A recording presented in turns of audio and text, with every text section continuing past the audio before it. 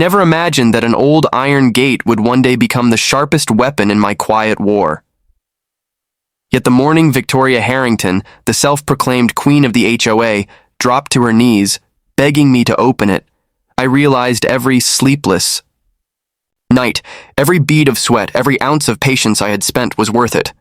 Sometimes justice doesn't roar in grand gestures.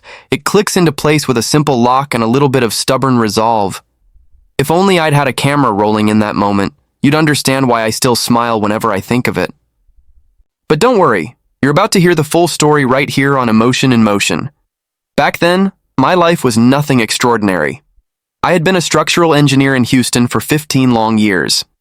The money was decent, the office respectable, but the city itself, concrete walls, endless traffic, a sky choked with steel, was slowly suffocating me. I grew up listening to my father's stories of the countryside.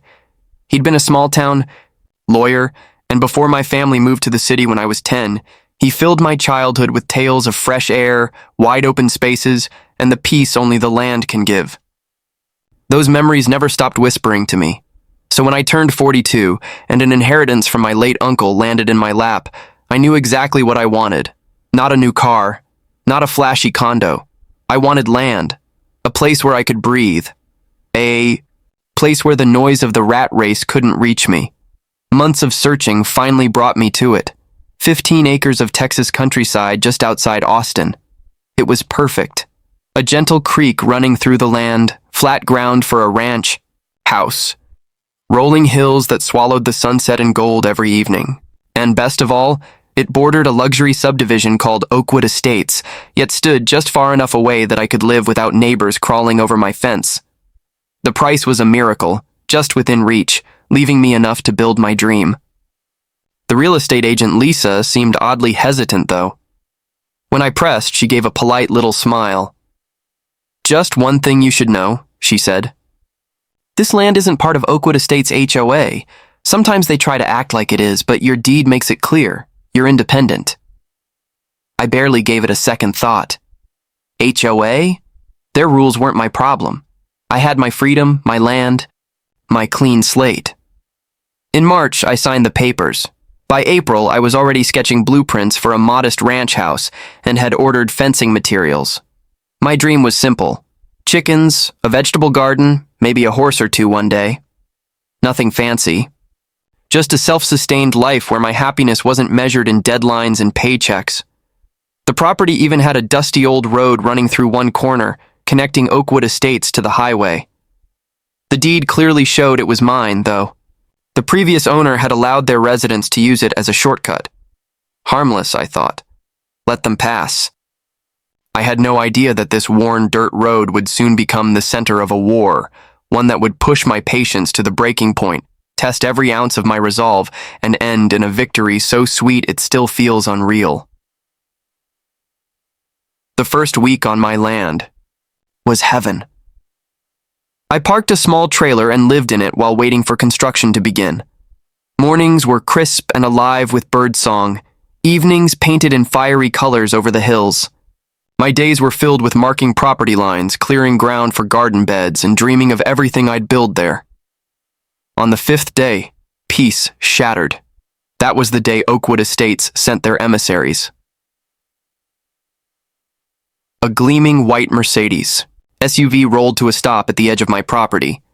Out stepped Victoria Harrington, tall, polished, dripping with designer casual wear that screamed money.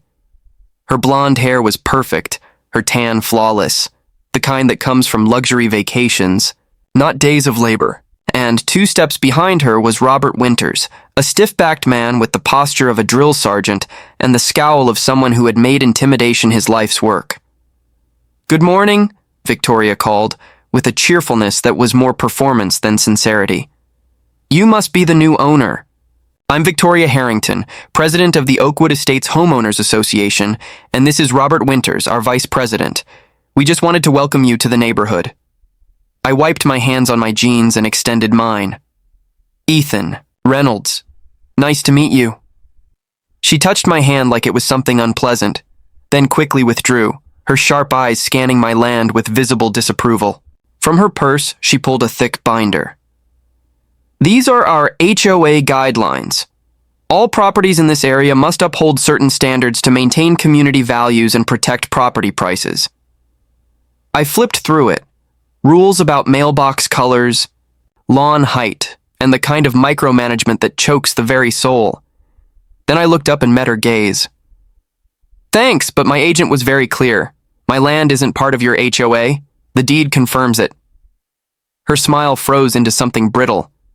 Oh, I think there's been a misunderstanding. All properties in this area fall under our jurisdiction. It's been that way for years. I stayed polite but firm. I read every word of that contract. I specifically bought this land because it's free from HOA control. But don't worry, I plan to keep it nice. No junk cars, no mess.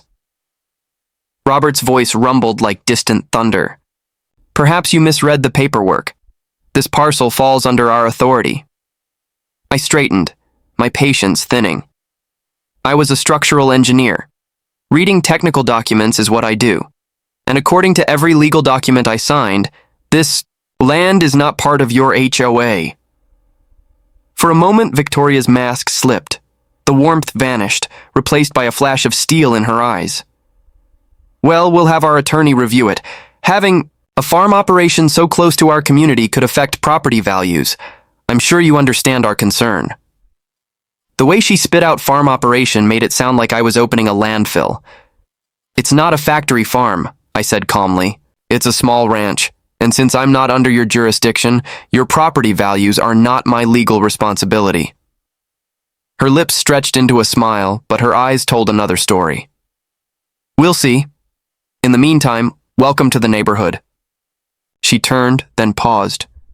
Oh, and that dirt road running through your land? That's a community access point.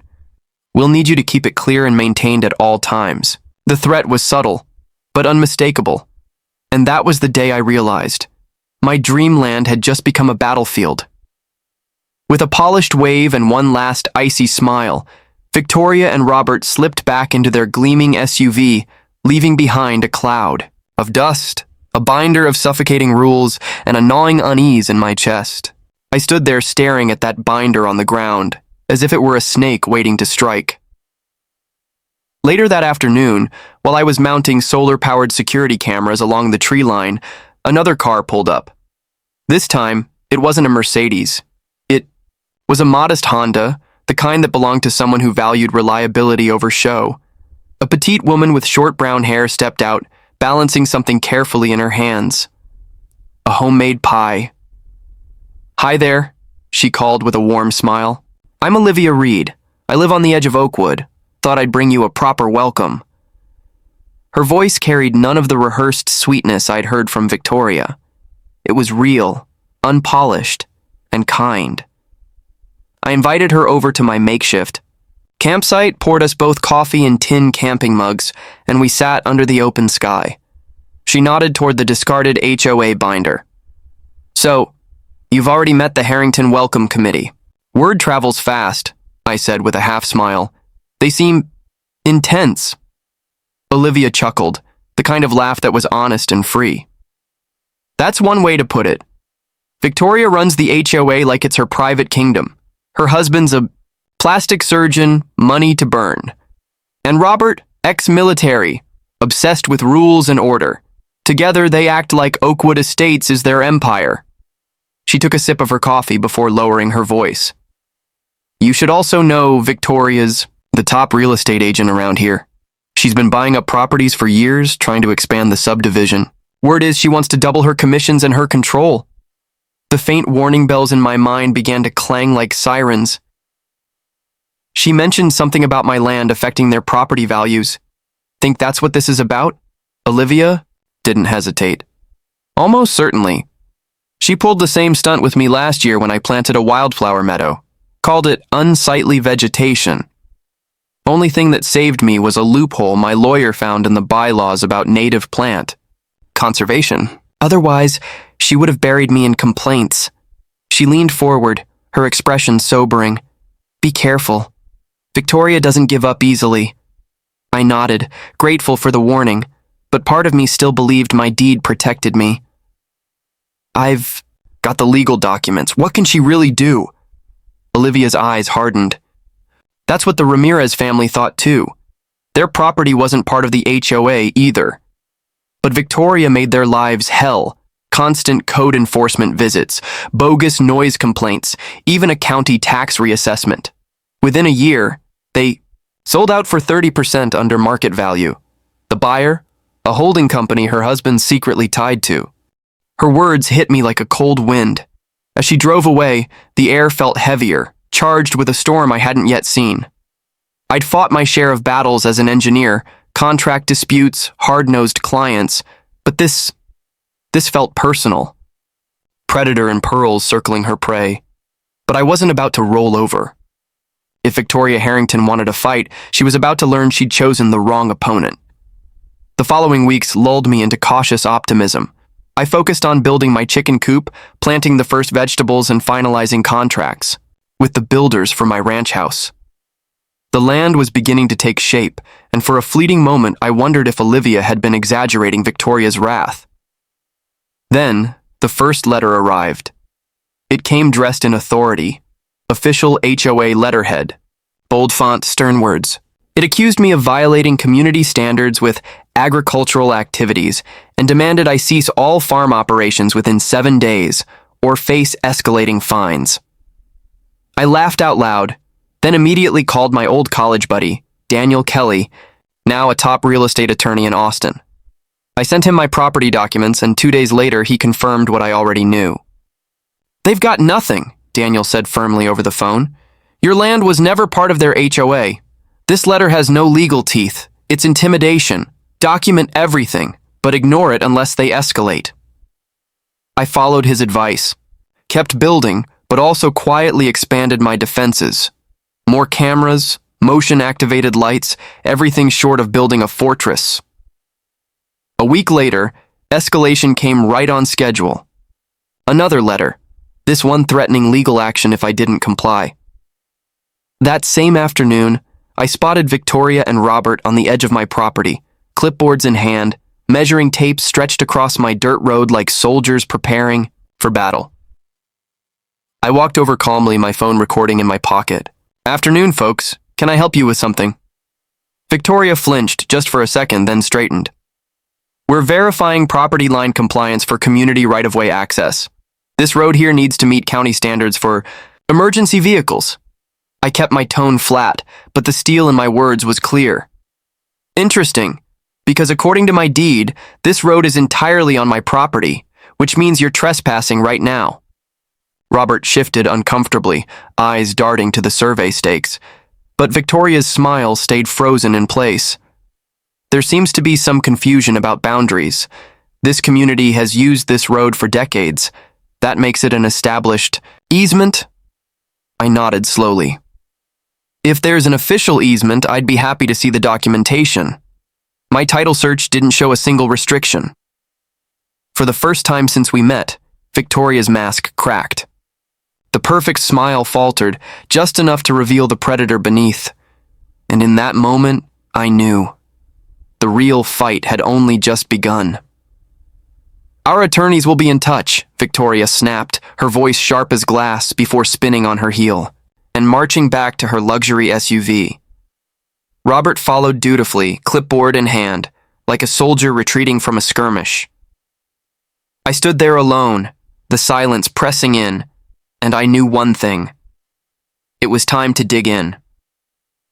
That evening, I fortified my position, not just with fences and tape, but with preparation. I marked my boundaries with bright orange surveyor's tape, hammered stakes deep into the soil, and adjusted my cameras to cover every angle where Victoria had snooped with her tape measure.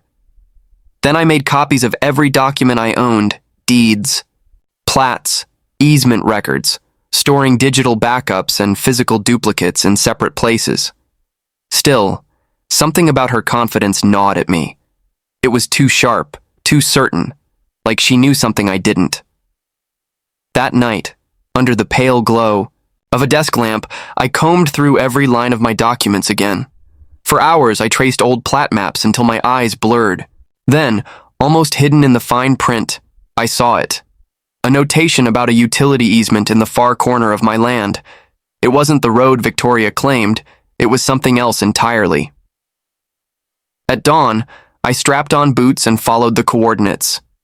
Deep in the brush, half choked by vines, I found it. A small pump house, plain and utilitarian, its steel door stamped with the Oakwood Water District logo. A locked utility station, tucked away and forgotten, except by those who depended on it. Why would Victoria care about this? I called Daniel as soon as his office opened. After I described my discovery, he was intrigued. "Let me make a few calls," he said. By afternoon, he rang back with news that made everything click. "That pump station is the main water hub for all of Oakwood Estates," he explained. "And according to county records, the only legal access route for maintenance vehicles is your dirt road." I sat there stunned as he continued. "The easement gives the water district the right to use that road. But here's the kicker. Only the water district, not the HOA. Victoria has no authority there. She's bluffing or she's lying. Either way, she's cornered herself." The puzzle pieces locked into place. She wanted control of my road not for community safety, but to tighten her grip on Oakwood, and I had just uncovered her weak spot. With Daniel's help, I drafted a formal cease and desist letter. We laid it out clearly. My property rights were indisputable, the road was private save for a limited utility easement, and any further harassment or false claims would be met with legal action. Sent by certified mail, it was a warning shot fired, straight into her empire. For a while, it seemed to work. I threw myself back into the life I was building. The chicken coop stood proudly, housing 12 clucking hens. My vegetable garden thrived, tomatoes, peppers, squash bursting with promise.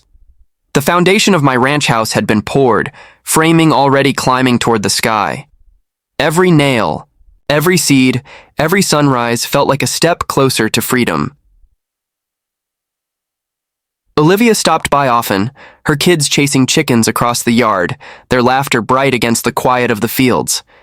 She brought fresh bread, traded gardening tips, and painted a clearer picture of the kingdom Victoria ruled with fear.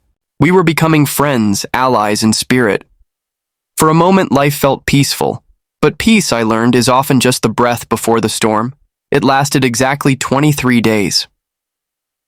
On a Monday morning, I woke to a sound that didn't belong. Heavy. Machinery, engines growling near my property line. Grabbing binoculars, I froze. A construction crew had assembled along the border between my land and Oakwood Estates. By the time I reached them, drills were sinking holes, steel posts planted like a new iron curtain.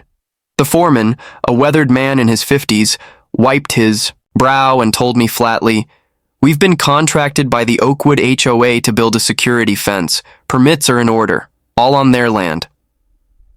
Technically, he was right, but the placement was no accident. The fence would slice off my direct access to the main road, forcing me into miles of rutted backcountry trails that flooded during heavy rains. It was legal in appearance, surgical in its cruelty, but there was more. That fence would also strangle the very road the water district relied on to reach their pump station. In trying to box me in, Victoria had put her own kingdom's lifeline at risk. I called Daniel immediately. He arrived that afternoon, and we stood together on my land, watching the concrete footings being poured. The fence rose higher with every passing hour, and I realized, with a mix of anger and resolve, Victoria had just escalated this battle into open war. "They're playing dirty," Daniel said, his jaw tight as we stood watching the fence rise. Higher. "On paper, it looks legal. They're building on their own property line, so technically they don't need your permission. But this isn't about legality. It's about pressure. They want to choke you out, make your land harder to reach, strip its value piece by piece." My eyes followed the line of fresh concrete posts and wire mesh until they crossed directly over the dirt road. "What about the utility easement?" I asked, my voice low but steady. "That road is the only access point to the pump station." "This fence cuts it off, doesn't it?" Daniel gave a grim nod. "Exactly. That's their mistake. They can build their little wall, but the moment they block a recorded utility easement, they're breaking the law, especially when it's the pipeline for their own community's water. Victoria is so obsessed with cornering you, she doesn't see she's setting a trap for herself." And then it clicked. A slow, almost dangerous smile tugged at my lips. So she's fencing off the very road that keeps her neighbor's water running. Daniel's eyes sparkled with the same realization. Bingo. And that, my friend, gives us leverage. He advised patience, and though it tested me to my core, I followed his lead. Day after day, I watched them finish their monstrosity of a wall, a 6-foot fortress of reinforced concrete, topped with a gate so heavy it looked, fit for a prison yard. By Friday, it was finished. The foreman, shifting uncomfortably, handed me a key. Courtesy of the HOA president, he muttered, avoiding my eyes. I held the key, solid and cold in my hand, and in that moment, I realized the irony. Victoria had admitted the road was mine. By giving me the key, she'd handed me power over the very gate she thought would strangle me. That evening, I replaced her lock with my own top-grade security model. Cameras went up, signs were posted, and for good measure, I built a small website with a request system, 24 hours notice for routine access, immediate clearance for emergencies. Clean, professional, legal. Victoria had handed me control, and I had fortified it. When I told Daniel, he chuckled. Brilliant. You flipped the script. Just make sure the utility workers get fair access, and you're standing on rock-solid ground. That night, I slept deeper than I had in months. The road to the highway might have been blocked, but in its place, I'd gained something far more valuable: control over Oakwood's lifeline. The storm broke sooner than expected. Monday morning, as I sipped coffee on the trailer's small deck, a sleek black SUV screeched to a halt outside my gate. Out stepped Victoria, red-faced and fuming. Robert trailing behind like a scolded child. She stormed up, rattling the metal with a manicured hand. "Reynolds!" she barked. "Open this gate, now!" I strolled over slowly, mug in hand, savoring the rich steam. "Good morning, Victoria." "Robert, to what do I owe the pleasure?" She thrust her phone through the bars, the screen glowing with a photo of my new sign. "What is this?" "You cannot obstruct a community road." "It's not a community road," I said evenly. "It's my road, a private road, with a very specific easement, for utilities, not your HOA traffic. And by building this fence, you've actually proven that fact." Her finger jabbed the air like a dagger. "This is obstruction. The HOA will bury you in lawsuits." I let a slow smile form. "You're welcome to try, but before you march into court, you may want to ask the water district how they feel about losing access to their pump station. You know, the one that keeps every sink and shower in Oakwood running?" For the first time, I saw her facade crack, color drained from her face. Robert blinked, confusion giving way to alarm. "The pump station?" he muttered, turning to her. "Wait, that road, the easement." His voice trailed off as reality hit. "This is extortion," Victoria spat, her voice shaking now. "You're holding our entire community hostage." "No," I said firmly. "I'm simply protecting my property. Utility workers will always have access through the proper system I've set up. They'll get through whenever they need. You, however," I handed her a small card with the website link printed on it. "You'll need to follow the same rules as everyone else." Before she could reply, a white utility truck pulled up behind her SUV. A man in a work uniform climbed out, looking from me to Victoria. Quarterly maintenance for pump station 47? Looks like there's a new gate?" I smiled warmly. "That's right. No worries. I'll let you through today. Here, take a card. Register online for future visits." I unlocked the gate and waved him in, while Victoria stormed back to her car in furious silence. The worker glanced at me, clearly bewildered. "Did I just walk into something?" "HOA politics," I said lightly. "Nothing you need to lose. Sleep over." As the gate clanged shut behind him, I returned to my coffee, the victory sweet on my tongue. Victoria had overplayed her hand, and she knew it. But the battle wasn't finished. That very afternoon, Daniel called. "Brace yourself," he warned. "She's shifting tactics, filing complaints with every agency she can name: building, health, agriculture, environmental. She's trying to bury you in red tape. Sure. Enough, the next morning brought the first inspector to my gate. A county official, clipboard in hand, ready to find fault. Instead, he left empty-handed, muttering that my permits and plans were impeccable. Victoria was desperate, and desperation always made people sloppy. The next morning brought yet another knock at my gate, this time an environmental inspector. With a clipboard in hand, he said he was there about agricultural runoff. I led him over to my modest chicken coop, where 12 hens scratched contentedly in the dirt, and then to my small vegetable garden tucked neatly away from the creek. Everything was clean, organic, carefully maintained. He studied it all, then actually chuckled. "Between you and me," he said quietly as he packed up his papers, "we don't usually get calls for something this small. Someone's really gunning for you." And so it continued. Over the next 2 weeks, inspector after inspector appeared. Building, health, agriculture, environmental. 5 in total, each one walking my land with a wary eye, only to leave with nothing to report. I'd kept everything meticulous. Every permit filed. Every regulation followed. The harassment was obvious, and my cameras confirmed the source. Victoria, creeping past almost daily in her luxury SUV, searching for anything she could twist into a violation. Thanks to Olivia's warnings, I'd expected this kind of attack. But what I hadn't expected was how quickly the tension would begin to ripple through Oakwood Estates itself. The water utility, clearly frustrated with the new gate system, began sending warning letters to every resident. Possible service disruptions due to restricted access to critical infrastructure. They never named me, but the connection was obvious. Neighbors began whispering. People started asking questions. The real crack in Victoria's armor came on a quiet afternoon, 3 weeks after the fence had gone up. Robert appeared at my gate, alone. He looked nervous, shifting from foot to foot, his usual confidence stripped away. "Ethan," he said, surprising me by using my first name, "things are getting out of hand. The residents are asking questions about the water notices. Some of them know the fence is part of the problem." I leaned against the gate, letting his words hang in the air. "That's unfortunate," I replied calmly.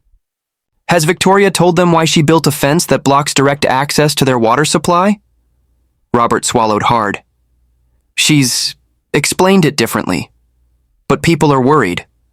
Water pressure dropped last weekend because of a maintenance delay. Folks are starting to wonder if this fence was such a good idea after all." I saw my chance. "Look, Robert, I don't want to disrupt anyone's water service. Here's the deal. If the HOA formally acknowledges in writing that this road is my private property and drops all claims to it, I'll set up automatic access for utility workers. No more delays, no more notices." He nodded, promised to take it to the board, though I doubted Victoria would let it happen. She was far too proud, far too invested in her scheme to back down so easily. Meanwhile, life on my little ranch blossomed. The house framing was finished, the roof was up, and walls were taking shape. My chickens thrived, producing more eggs than I could eat. The garden was overflowing, and on weekends I even set up a small farm stand by the gate. Ironically, some of my most loyal customers were Oakwood residents, who now had to take the long way around because of Victoria's fence. I never said a word, but their smiles as they left with fresh vegetables said, "Enough." Olivia and her children became regulars, too. Her boy was fascinated by the house construction, while her daughter proudly claimed the role of chief chicken tender whenever she visited. Olivia, always tuned into the neighborhood currents, kept me updated. And the news wasn't good. For Victoria. The tipping point came when a major leak hit the pump station. The utility company called me directly, urgent and panicked. Of course, I granted immediate access.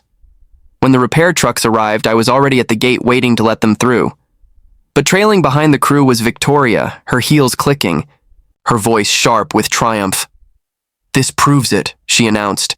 "The utility requires ongoing unobstructed access. You'll have to tear down your restrictions at once."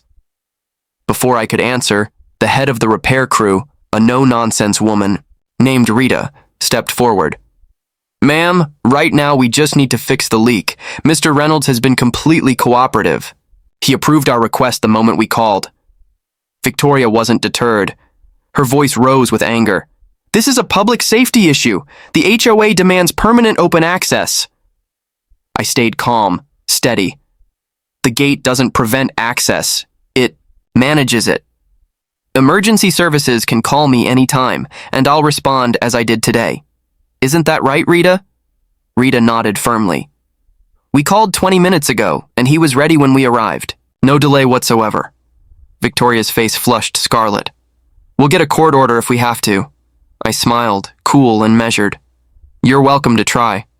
But you'll also have to explain to the judge why you built a fence that blocks your community's only direct access to its water supply." For once, she had no answer. As the utility crew went about their work, Victoria stood seething on the sidelines, her control slipping through her fingers. The power dynamic had shifted.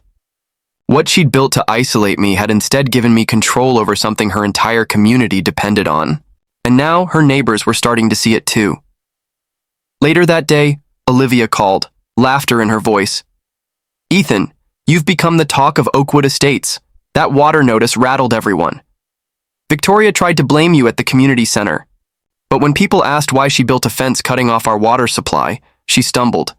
They aren't buying her excuses anymore." And then Olivia's voice dropped to a whisper. "Howard Miller. You've probably seen him, retired judge. Lives on Maple Court." He started pressing her at the meeting. Asked for the legal basis of the fence.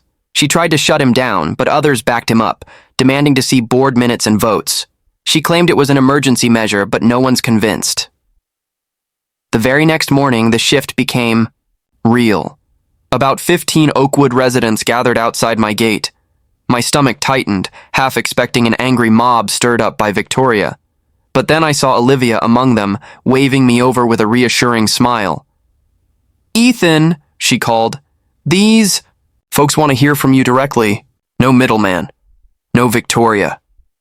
The group's spokesperson stepped forward, a tall, dignified man with snow-white hair and piercing blue eyes. Howard Miller. He carried himself with the weight of authority, and his gaze told me he missed nothing. "Mr. Reynolds," he said formally, his voice steady. "We've been told two very different stories. Victoria says you're hostile, blocking essential access. The water company tells us you've been nothing but reasonable. We came here today to hear it from you, the source." In the years that followed, the ranch grew into something far bigger than I had ever imagined. We dug a pond and stocked it with fish. The beehives multiplied until 30 golden colonies buzzed along the meadow. I built a small commercial kitchen where Olivia and I began bottling honey, making orchard preserves, and creating products that quickly became favorites at the farmers market. What had started as my escape from the noise of city life turned into a thriving family business, a sanctuary for schools, gardeners, and anyone who wanted to reconnect with the land. And here's the irony. Victoria's desperate attempt to push me out had ended up enriching the entire community more than any slick development deal ever could. Oakwood Estates' property values rose, not because of a cookie-cutter subdivision, but because of the presence of a sustainable farm next door, alive with food, education, and life. The road that once divided us slowly became a point of connection. Every morning at 7 sharp, the HOA still calls for access to the pump station. And every morning, I open the gate. What once felt like a battle line has become a daily reminder that boundaries don't have to be barriers. They define how we live with one another. Victoria never understood that. To her, boundaries were meant to be erased, ignored, or trampled in the pursuit of profit.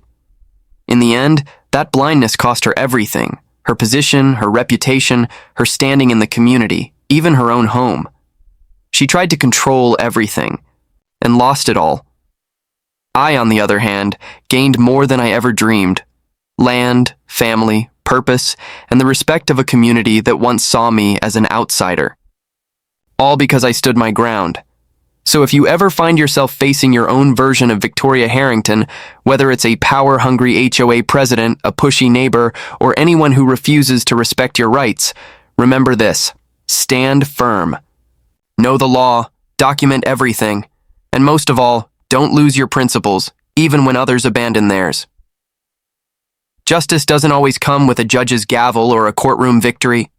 Sometimes justice comes quietly, like the ring of a phone at dawn, a polite request for access through a gate that exists only because someone tried to take what was never theirs.